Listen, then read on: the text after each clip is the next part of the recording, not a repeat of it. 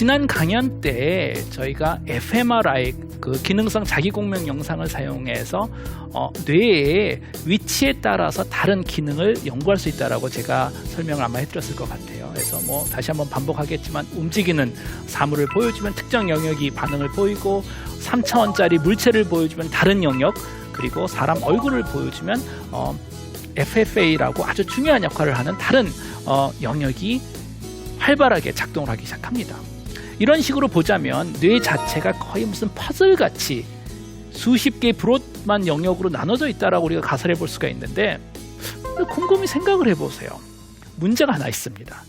그 문제는 뭐냐면 우리가 뇌를 아무리 이런 식으로 나눠봤자 영역이 몇십 개 정도뿐이 안 되거든요.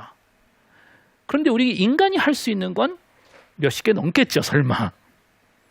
인간의 능력은 수십 가지가 아니고 수백, 수천, 수만, 수십만 가지일 거라는 거예요. 동일한 호모사피엔스로서 우리는 중세기에도 잘 살아남았고 지금은 인터넷이 있는 또 21세기에도 잘 살아남고 있습니다. 그런데 뇌 자체가 영역으로 이미 픽스되어 있다면 새로운 것을 어떻게 학습하겠어요? 이건 큰 논리적인 문제였습니다, 한동안. 분명히 뇌는 영역적으로 나눠진 것 같기는 한데 그러면 새로운 것은 못하는 걸까? 다행히도 MRI를 가지고 연구를 하다가 지난 10년, 20년 동안 정말 이건 최첨단 그 정보들인데 새로운 그 알고리즘이 하나 발견됐습니다. 그건 뭐냐면 알고 보니 아주 큰 거시적인 기능은 영역으로 분명히 나눠져 있는 게 맞지만 이 다양한 물체들 자체는 영역으로 표현한 것이 아니고 동일한 영역에서 패턴으로 또 표현이 된다는 게 밝혀졌습니다. 이건 뭐 제가 직접 했었던 실험인데요. 7테슬라 MRI 기계를 가지고 실험을 해보니 위에 그림을 보시면 왼쪽 그림 같은 경우에는 이제 뭐 음절, 단어 같은 걸 들려준 거예요. 했더니 뇌 청각뇌, 분명히 여기가 언어 처리하는 영역이라는 건 알고 있었습니다. 그런데 여기서 보니까 음절은 이런 패턴이 나오고 단어를 또 들려주니 저런 패턴이 나오더라는 거예요. 왼쪽하고 오른쪽을 비교해 보시면 글쎄요, 뭐 똑같은 것 같기도 하고 약간 차이가 나는 것 같기도 하고, 당연히 둘 다 언어하고 연관이 있기 때문에 브로드밴드 영역상으로 동일한 영역에서 일이 벌어지는 건 맞지만 그 안에서 거시적으로는 같지만 디테일은 다른 기능을 했을 때는 살짝 모양이 다르지 않을까. 근데 우리가 아무리 뭐 모양을 봐서는 알아볼 수 없죠. 이런 경우에는 우리는 항상 많은 분들이 싫어하는 수학을 이제 사용하기 시작해야 됩니다. 수학적으로 패턴을 통계학적으로 분석해 볼 수가 있겠죠. 이 왼쪽 그림만 우선 집중해 보시면은 니코 크리게스코테라는 그 캠브리지 대학교 교수님이 했었던 실험인데요. 이건 이제 언어가 아니고 물체 인식에서 실험을 했습니다. 수십 가지 사물을 보여준 거예요. 책상, 바나나, 의자, 장미꽃. 그리고 매번 하나를 보여줬을 때 전 슬라이드 같이 뭔가 패턴이 나왔겠죠. 이래서 수십 가지의 패턴을 얻었습니다. 그 다음엔 통계학적인 패턴 방법으로 패턴들을 서로 구별해 볼 수가 있습니다. 크로스 코렐레이션 방법이라고 불리는, 해서 비슷한 패턴끼리 그냥 소팅을 하는 거예요. 뭐가 뭔지도 모르는데. 이건 거의 여러분들이 무슨 뭐 레고 블록이 있으면 똑같은 비슷한 색깔끼리 서로 모아두는 것 같이 패턴을 모아둘 수가 있습니다. 이렇게 했더니 이게 랜덤이 아니더라는 거예요.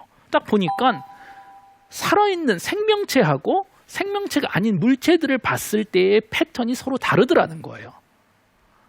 생명체들끼리는 조금 더 비슷하고 물체들끼리는 좀 더 비슷하고, 또 생명체에서도 보니까 동물하고 사람을 봤을 때 패턴이 더 다르다라는 거예요. 동물끼리보다 사람끼리보다 사람도 남자 봤을 때 패턴하고 여자를 봤을 때 패턴이 좀 더 다르구나. 남자들끼리 여자들끼리보다. 이런 식으로 해서 쭉 하니까 얘네들끼리 패턴들 간의 관계가 있다는 걸 알게 됐습니다. 그래서 왼쪽 그림은 패턴들 간의 그 관계를 보여주는 그림입니다. 비슷한 실험을 저 오른쪽에 원숭이를 가지고 했던데 거의 비슷한 결과가 나왔어요. 사람하고. 이 얘기는 무슨 얘기냐면 원숭이 눈의 세상이 어떻게 보이는지 우리는 알아볼 수가 있겠죠. 뭐 원숭이를 데리고 인터뷰를 할 수가 없잖아요. 그런데 굳이 짐작을 하자면 원숭이 눈에도 세상이 인간 눈하고 비슷하게 보이겠구나라는 해석을 할 수 있습니다. 그런데 이거보다 더 중요한 결론은 뭐냐면 우리는 이제 사전을 하나 얻은 겁니다. 왜 이게 사전일까요? 그 다음 실험에서는 실험하는 사람조차도 피험자가 MRI 안에서 뭘 보는지 모르는 거예요. 그냥 코딩을 해놓는 거죠. 아무거나 보여주는 거예요. 그러면 그 무언가를 봤을 때 뇌에서는 패턴이 나오겠죠. 그럼 그 패턴을 가지고 요 왼쪽 매트릭스 안에서 비교를 하는 거예요. 내가 알고 있는 거하고 지금 이 새로 얻은 패턴하고 제일 비슷한 게 뭘까? 그러니까 패턴을 쭉 비교하다 보니까 예를 들어서 그게 뭐 빨간 장미라고 칩시다. 그러면 이 빨간 장미 봤습니까? 하고 물어보면 70-80% 맞더라는 거예요. 다시 말해서 우리는 피험자가 뭘 보는지 모르는 상태에서 뇌의 패턴만 가지고도 역으로 뭘 봤는지를 추론해낼 수 있는 아주 재밌는 결과인 거죠. 버클리 대학교의 또 실험 결과인데요. 비슷한 실험을 한 거예요. 위에 있는 그림들이 피험자가 직접 눈으로 본 겁니다. 밑에 있는 게 컴퓨터가 뇌에서 얻은 패턴을 가지고 추론을 해낸 거예요. 위에 보자면 왼쪽이 직접 눈으로 본 거고요. 오른쪽이 컴퓨터가 맞춰본 겁니다. 나쁘지 않잖아요. 이 정도면은 대충은 맞출 수 있다는 거고, 이런 방법을 우리는 브레인 리딩이라고 얘기를 합니다. 우리가 책을 읽을 수 있는 것 같이 뇌를 이제 읽을 수 있지 않을까라는 가설을 해보는 겁니다. 저 왼쪽 그림도 피험자가 MRI 안에 누워서 묵찌빠를 하는 거예요. 그럼 묵찌빠 할 때마다 뇌에서 패턴이 다릅니다. 그럼 우리가 통계학적으로 분석할 수 있는데, 재밌는 건 묵찌빠를 할 때만 패턴이 구별되는 게 아니고 묵찌빠를 상상만 해도 구별이 되더라는 거예요. 다시 말해서 이 실험에서는 피험자가 아무것도 안 하고 손을 움직이지 않는 상태에서 찌를 상상하라고 했겠죠. 무언가를 얻은 다음에 아까 제가 소개해드렸던 그 수학적인 방법으로 패턴을 분석해서 찌라는 결과가 나오면 사실 그걸로만 했어도 되는데, 또 그 결과를 로봇한테 보내서 로봇 손이 찌를 내도록 하면 된다라는 거죠. 이런 실험을 보시면서 여러분들이 좀 기억하셔야 되는 거는, 과학에서도 역시 성공하려면 약간의 쇼맨십이 필요합니다. 과학적인 차원에서는 그냥 수학적으로 숫자로 표현해도 돼요. 찌는 1, 뭐 묵은 0, 모는 애. 근데 로봇이 막 움직이는 걸 보여주면 좀 더 멋있어 보이겠죠. 근데 사실 이게 그냥 무조건 쇼맨십은 아니고요. 이 오른쪽에 보여준 두 가지 예제는 그 MGH하고 아마 위에 있는 건 피츠버그 대학교에서 했었던 실험인 것 같은데, 이 두 여성들은 한 분은 교통사고, 그리고 또 한 분은 유전적인 그 문제 때문에 척추가 끊어진 분들입니다. 그래서 10년 넘게 몸이 마비돼서 휠체어에서 앉아있는. 그런데 생각을 해보세요. 뇌는 멀쩡하거든요, 사실은. 팔다리도 멀쩡해요. 저도 이제 뇌과학을 연구하지만 너무나 어떻게 보면 창피한 게, 뇌과학이 아직까지 우리가 얼마나 미개하면 뇌하고 팔하고 척추선이 끊어졌는데 평생 마비된 상태에서 살아야 된다는 거예요. 우리가 아직 도와줄 수 없는. 이것은 거의 여러분들이 컴퓨터 본체도 멀쩡하고 모니터도 멀쩡한데 케이블이 끊어졌다고 지금 그걸 다 버려야 된다는 거예요. 케이블만 연결하면 되는데, 근데 아직은 케이블을 연결할 수 없는 수준입니다.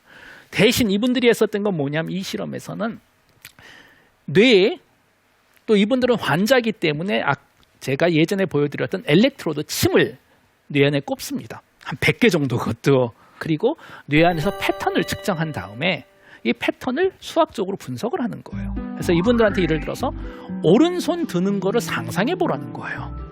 그래서 그 패턴을 반복한 다음에 묵찌빠, 식별하는 것 같이 오른팔을 든다라는 게 식별이 되면 로봇에다 신호를 보내서 로봇이 대신 손을 들어주는 거예요.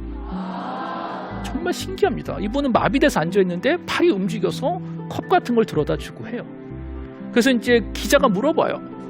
뭘 하시길래 지금 이 로봇을 움직일 수 있냐 했더니 이분이 기자한테 얘기를 하는 거예요. 당신 손 한번 들어보세요. 사실 지금 여기 계신 분들도 오른손 한번 다들 들어보세요. 들어보세요. 좀 다시 내리시고요. 어떻게 했어요? 우리 모르거든요, 사실. 그냥 들어 하니까 들리는 거잖아요. 근데 정확하게 이 수많은 힘줄을 어떻게 잡아당기고 했는지 우리는 모르거든요.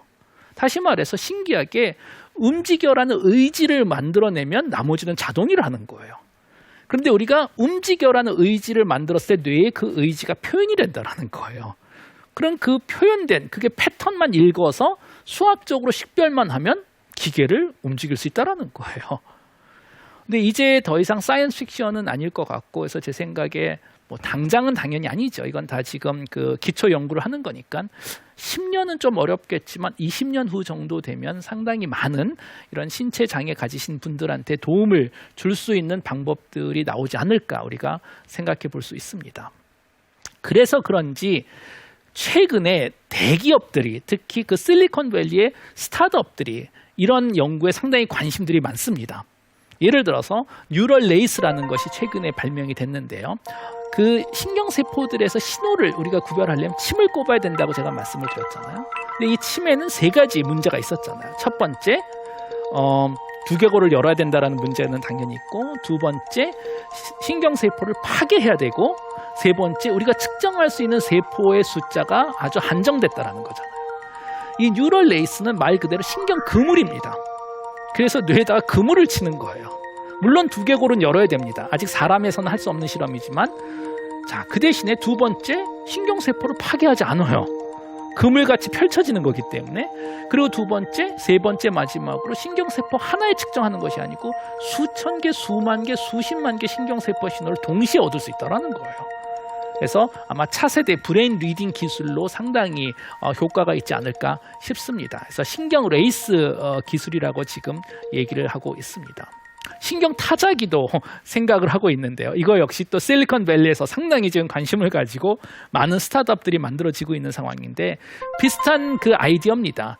우리가 단어를 만들어낼 때 예를 들어서 제가 지금 강연을 하고 있는데 알고 보니 제가 지금 말을 하고 있습니다 했을 때 제가 지금 말을 하고 있습니다. 매번 할 때마다 이 단어가 패턴으로 뇌에서 생기더라는 거예요. 계속 실시간으로. 이 패턴들만 우리가 제대로 읽어낼 수 있다면 예를 들어서 스티븐 호킹 박사 같은 분 전신마비가 돼서 말을 못했잖아요.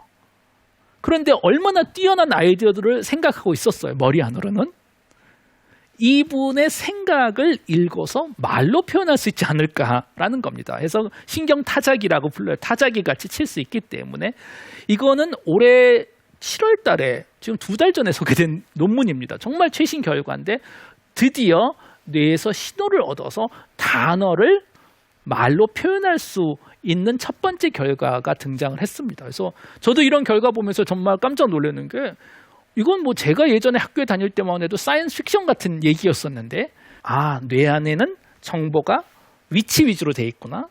같은 위치에서 더 섬세한 정보는 패턴으로 표현이 돼 있구나. 이 패턴을 우리가 읽을 수만 있다면 이걸 가지고 말도 할 수 있고 타자기도 치고 로봇도 움직일 수 있겠구나.